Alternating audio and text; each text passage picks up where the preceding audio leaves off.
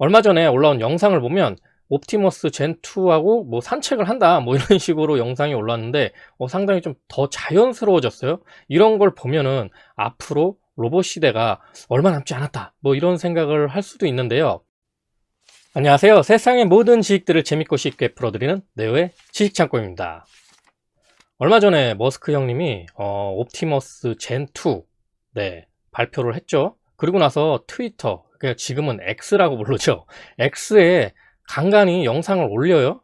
얼마 전에 올라온 영상을 보면 옵티머스 젠2하고 뭐 산책을 한다 뭐 이런 식으로 영상이 올랐는데 상당히 좀 더 자연스러워졌어요. 이런 걸 보면은 앞으로 로봇 시대가 얼마 남지 않았다 뭐 이런 생각을 할 수도 있는데요. 오늘은 그 부분에 대해서 이야기해 볼까 합니다. 자, 앞으로 로봇 시대가 열린다. 저는 이제 조만간 열릴 거라고 생각을 하고 있는데요. 물론 당장에 로봇이 막 보급되고 뭐 이러진 않을 겁니다. 앞으로 한 10년? 10년 정도 뒤에 일이지 않을까 생각이 드는데요. 재작년부터 전기차가 굉장히 핫했고 그런 상황에서 2차 전지 섹터가 굉장히 잘 갔는데요. 전기차 다음으로 뭐가 될까 생각해 봤을 때 역시 저는 로봇이라고 생각이 듭니다. 그래서 휴머노이드 로봇 옵티머스 젠2에 대해서 오늘은 좀 더 알아볼까 하는데요.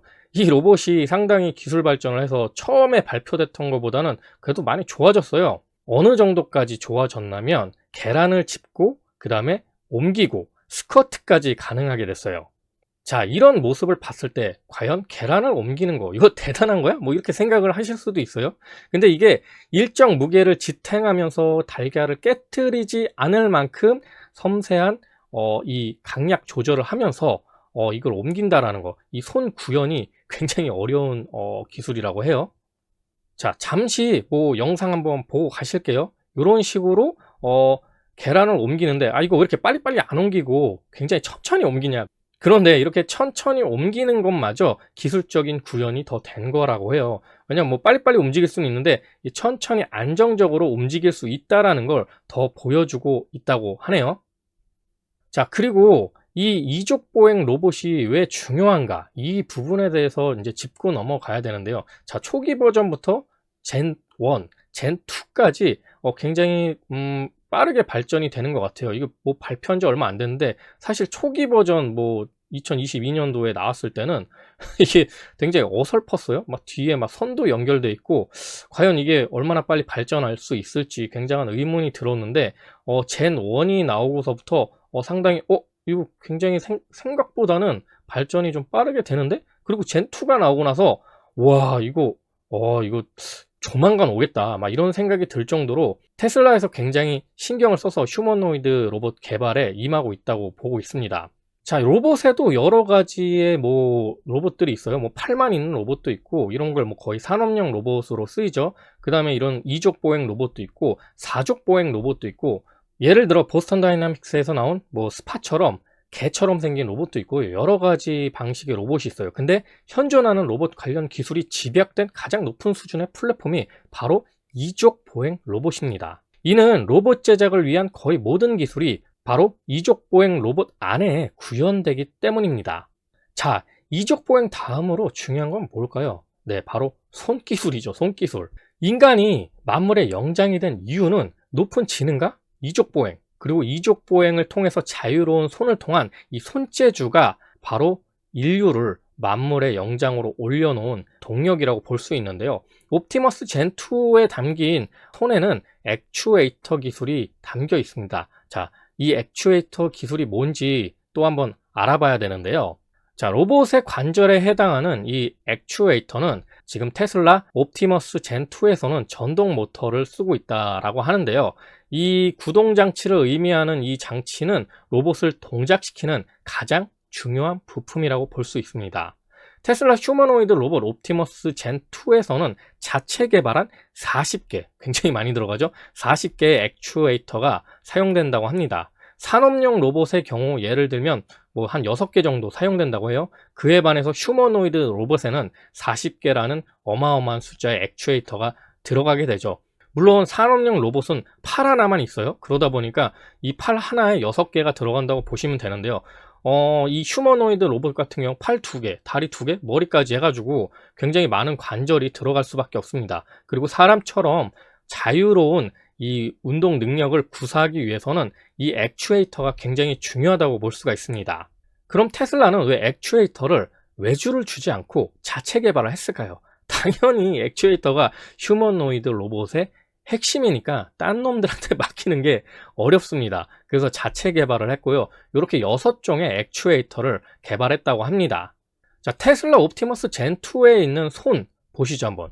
자, 5손가락 사람처럼 이렇게 거의 비슷하게 재현이 돼 있고요. 이 손 안에는 액추에이터가 무려 6개가 탑재돼 있다고 합니다. 양손이면 무려 12개가 탑재된 거죠. 전체 들어간 액추에이터가 40개라고 한다면 16개가 손에 들어가는 거니까 어마어마한 비중이라고 볼 수 있습니다. 자, 다음으로 이 테슬라가 굉장히 신경 쓰는 부분이 바로 인공지능이죠. 얼마 전에 뉴럴링크에 대한 뉴스가 나왔는데 거기서 이제 내 칩을 박는 시대가 왔다고 하면서 임상에 이제 제대로 들어갈 거라고 얘기를 하고 있어요. 머리에 칩을 이렇게 딱 박으면 예를 들어 뭐 하반신 마비의 환자가 이 칩을 받게 된다면 하반신을 좀 더 자유롭게 움직일 수 있는 명령을 내릴 수 있다라는 거죠. 그래서 이제 슈트 같은 거를 신고 자기가 이 칩을 통해서 명령을 내리면 걸을 수 있다든지 아니면은 뭐 컴퓨터에 타자를 머리의 생각만으로 칠 수 있다든지 그런 세상이 이제 열린다고 보시면 됩니다. 근데 더 재밌는 건 이 칩을 통해서 인간이 앞으로 내가 만약에 영어를 배우고 싶어. 그러면 이 칩에 영어를 넣어가지고 외국어를 습득할 수도 있고요. 반대로 내 뇌를 스캔을 해서 로봇에 이식을 할 수도 있다고 합니다. 물론 이거는 지금 이론적으로만 생각을 하고 있는 거고요. 이게 기술적으로 구현되려면 굉장히 시간이 걸리겠죠. 다만 이 부분이 이제 인공지능을 발전시키기 위해서 딥러닝이라는 기술을 쓰는데 만약에 인간의 뇌를 스캔을 할 수 있다면 딥러닝을 굳이 하지 않더라도 그냥 뇌에 있는 기술을 바로 로봇에 옮길 수도 있다는 뜻입니다. 그래서 굉장히 고난도의 기술이 되겠죠. 이렇게 테슬라는 인공지능, 특히 딥러닝이나 이런 기계적 학습을 넘어선 인간의 뇌를 스캔까지 할 생각을 하면서 굉장히 인공지능을 집대성해서 이것을 또 휴머노이드 로봇에 집어넣으려는 계획까지 세우고 있습니다. 다른 회사 같으면 아직 상상도 못할 그런 세상인 거죠.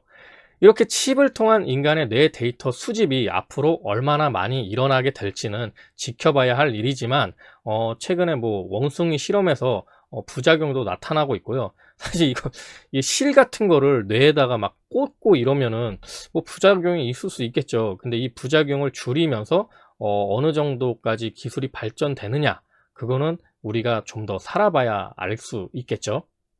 이렇게 인공지능뿐만이 아니고 테슬라 같은 경우에는 저궤도 위성을 통해서 모든 걸 연결하려고 합니다. 이를 일명 스타링크라고 하는데 이번에 우크라이나 전쟁에서도 러시아를 격파할 수 있었던 가장 큰 힘이 바로 스타링크였습니다. 스타링크를 통해서 우크라이나가 러시아보다 먼저 전략적인 공격을 감행할 수 있었기 때문에 어느 정도의 승리를 거둘 수 있었다고 하는데요.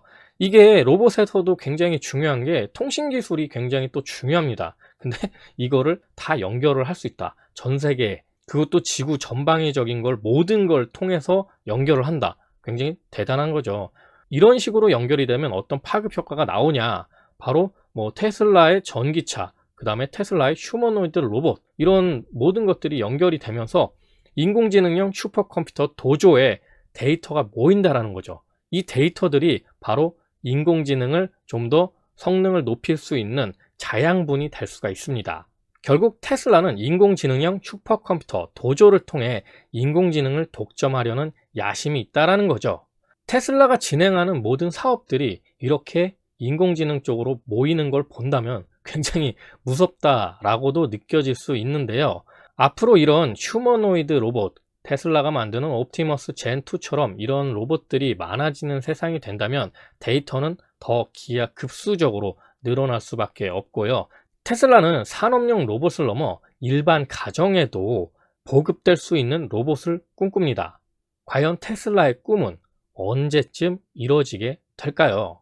그리고 이런 테슬라의 기술력을 하나하나 보면 정말 따봉이라고 할 만큼 굉장히 치밀하고 체계적으로 이루어지고 있습니다. 따라서 앞으로 테슬라 주가가 전기차에서만 머물지 않고 구글이나 아마존, 마이크로소프트 같은 IT 기업의 견주는 주가 수준으로 올라서지 않을까 생각이 들고요. 지금 테슬라 주가 좀 조정을 거치면서 내려가고 있지만 장기적으로 봤을 때는 우상향하지 않을까 그런 생각이 듭니다. 자, 오늘은 테슬라의 휴머노이드 로봇 옵티머스 젠2에 대해서 알아보았는데요. 앞으로 전기차 다음으론 로봇 시대가 올 거다. 네오는 그렇게 생각하고 있습니다. 자, 오늘도 내용이 재밌고 유익하셨다면 구독과 좋아요 꼭 부탁드립니다. 이렇게 항상 네오의 지식 창고를 애청해 주셔서 감사드리고요. 오늘 하루도 좋은 하루 되시길 기원하겠습니다.